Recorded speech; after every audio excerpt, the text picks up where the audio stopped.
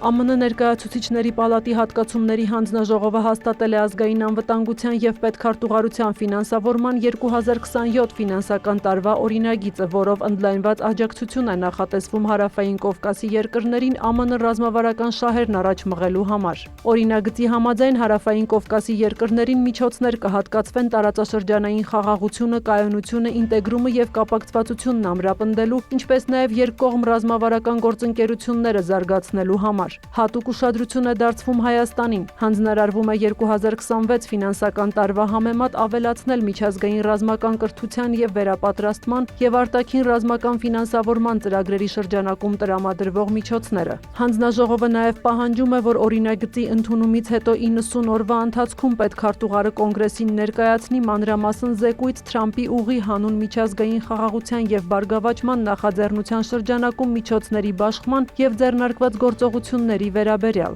Զեկույցում պետք է նշվեն նախագծի հիմնական գործընկերները, այդ թվում ներդրողները, և նկարագրվի դաշնային գործակալությունների ներկա կամ սպասվող դերակատարումը թրիփի շինարարության, զարգացման և հաջող գործունեության ապահովման գործում։ Հանձնաժողովի հաստատումից հետո օրինագիծը պետք է քվեարկության դրվի ներկայացուցիչների պալատում և սենատում, ապա ներկայացվի ԱՄՆ նախագահի ստորագրությանը։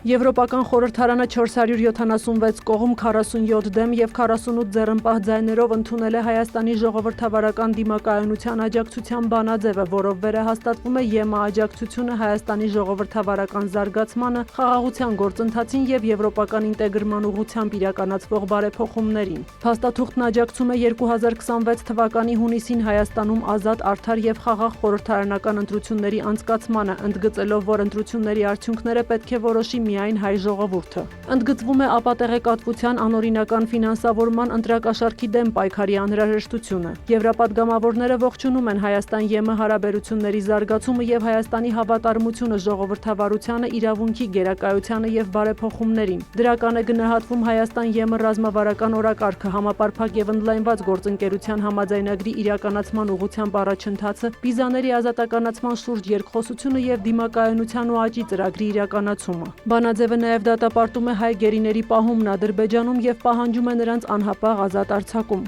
Կոչ է արվում ավելացնել ԵՄ ֆինանսական և տեխնիկական աջակցությունը Հայաստանին։ Բացի այդ, փաստաթուղթն աջակցություն է հայտնում Հայաստան-Թուրքիա կարգավորմանը։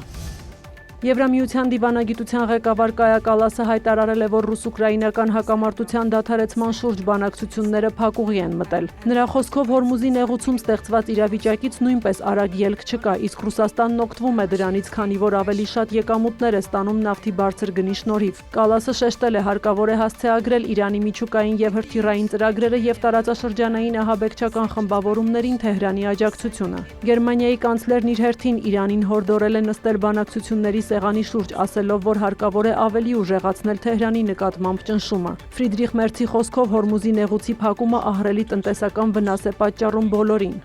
Սյուզաննա Չրաղյան, լուրեր։